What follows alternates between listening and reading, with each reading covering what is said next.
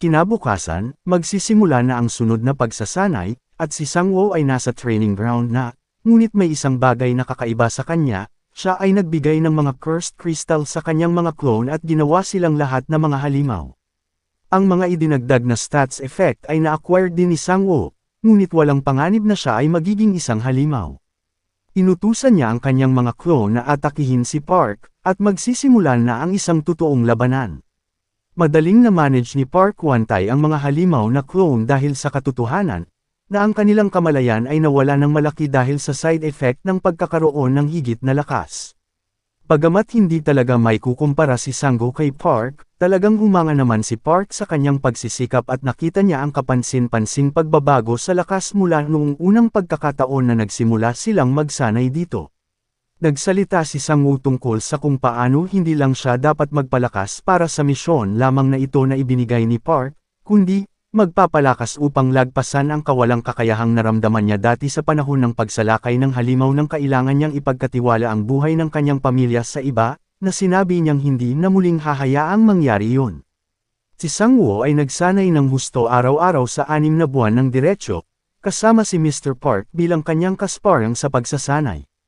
Lumipat ang eksena sa Sin-so-dong Station Hunting Ground kung saan ang isang hunter mula sa isang party ay binubugbog ng mga miyembro ng Silver Moon Guild, dahil sa pagpasok sa hunting ground nang walang pahintulot nila.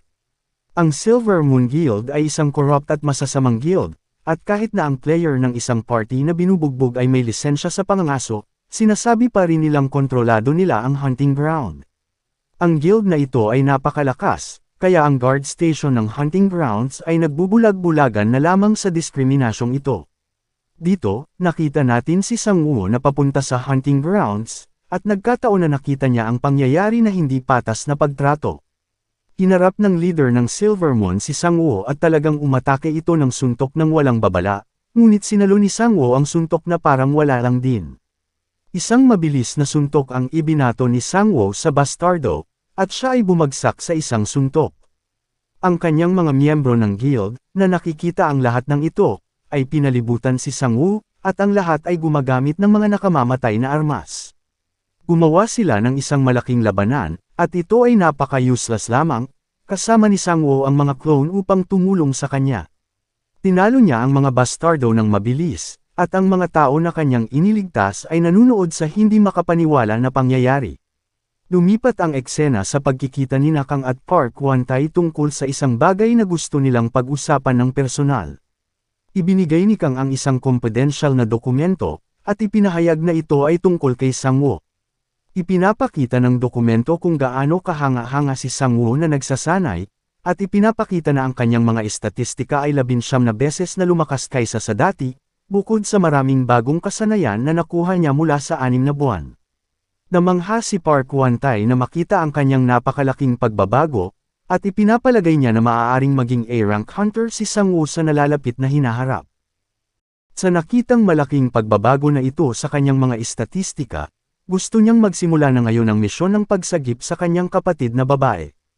Bumalik ang eksena sa hunting grounds, at dito nakita natin ang isang pamilyar na mukha, ang bastardo na binugbog ni Sang-woo noong insidente sa horn rabbit hunting. Siya ay namumulot ng mga cursed crystal na hinuhulog ng mga halimaw sa dungeon, at ginagawa niya ito upang subukang bayaran ang kanyang utang sa Silver Moon Guild. Nakita siya ni Sang-woo at tinanong siya, tinatanong kung ano ang kanyang ginagawa. Lumalabas na ang mga D-class na halimaw sa piitan na ito kung minsan ay nag-aaway sa isa't isa, na nagreresulta sa paglitaw ng mga cursed crystal sa mga napatay na halimaw, kaya, ang mga hunter na may mababang rank ay maaaring kunin ang mga ito at ibenta ng hindi kailangang direktang labanan ang mga halimaw. Nang ipinakita ni Sang-woo ang kabuoang miyembro ng Silver Moon Guild na tinalo niya, sinabihan niya ito na umalis sa dungeon kapalit ng pagbibigay niya kay Sang-woo ng mga crystal na nakolekta niya. Galit na lumabas ang bastardo sa hunting grounds, at ipinagpatuloy ni Sang-woo ang pagpupuno sa mga bag ng mga cursed crystal, at pinakain pa ito sa isa sa kanyang mga clone. Nang maisip kung gaano kaganda ang pagkakataon na ito para i-level up ang kanyang mga clone, nagpasya siyang manghuli mismo ng ilan sa mga halimaw, at dito nakita niya ang isang taong tumatakbo para sa kanyang buhay mula sa isang halimaw na si Rank na tinatawag na Abomination. Ang taong ito, ang pangalan niya ay Kim Yu-yan, at siya ay isang manggagawa ng Silver Moon Guild. Nadapa at bumagsak siya, at nakita si Kim na walang lakas kaya't umatake agad ang halimaw. Ngunit nang malapit na ang pag-ataking iyon, lumabas si Sang-woo sa kung saan at hinayla si Kim para umiwas, at nailigtas siya. Si Sang-woo ay nagbigay ng maraming tanong kay Kim at mukhang hindi nag-aalala sa C-rank monster na nasa harap niya mismo. Hindi sinagot ni Kim ang mga tanong, na labis na nababagabag sa sitwasyong mabubuhay ba o mamamatay siya, pero ang halimaw na clone ni Sang-woo ay nakikitang nakikipaglaban sa halimaw. Si Kim, na talagang nalilito sa sitwasyon at hindi alam kung ano ang gagawin, ay sinubukang tumakas, ngunit pinigilan siya ni Sang-woo. At nang magsimulang isipin ni Sang-woo na ligtas na ang mga bagay, ang kanyang halimaw na clone pala ay tinatalo ng C-rank monster. Si Sang-woo ay nagulat na tila hindi natatakot sa lahat, at talagang nabigo lamang ang kanyang reaksyon at medyo nainis sa kanyang clone para sa hindi pagtapos sa trabaho. Lumapit siya sa halimaw at hinugot ang kanyang isinumpang maikling espada, kinokontrol ang pagiging halimaw na estado, hinarap niya ang halimaw at pinatay ito sa isang slash, na nagpapakita ng labis na lakas na nakuha ni Sang-woo sa pamamagitan ng kanyang pagsasanay kasama si Mr. Park. Nagulat si Kim at napahanga habang ibinabalik ni Sang-woo ang kanyang espada. Ang clone ni Sang-woo, gayunman, ay naghihingalo sa lupa dahil ang sugat sa kanyang balikat ay masyadong malalim para maghilam agad. At nang nakikitang nalulungkot si Sang-woo, inabot ni Kim kay Sang-woo ang isang misteryosong bote ng likido. Sinabi ni Kim kay Sang-woo na ang gamot na ito ay makakatulong sa kanyang alaga na mabuhay ng kaunti pa, ngunit sinabi niyang huwag siyang sisihin sa kung ano ang mangyayari pagkatapos. Ang kakaibang item na puno ng berdeng likido ay may mga bungo sa loob nito, at si Sang-woo, na nag-aalinlangan ngunit nauwi sa pagbigay nito sa kanyang clone, iniisip na siya ay wala ng ibang pagpipilian. At himala, na ang malaking sugat sa kanyang clone ay gumaling sa isang iglap, at si Sang-woo ay namangha.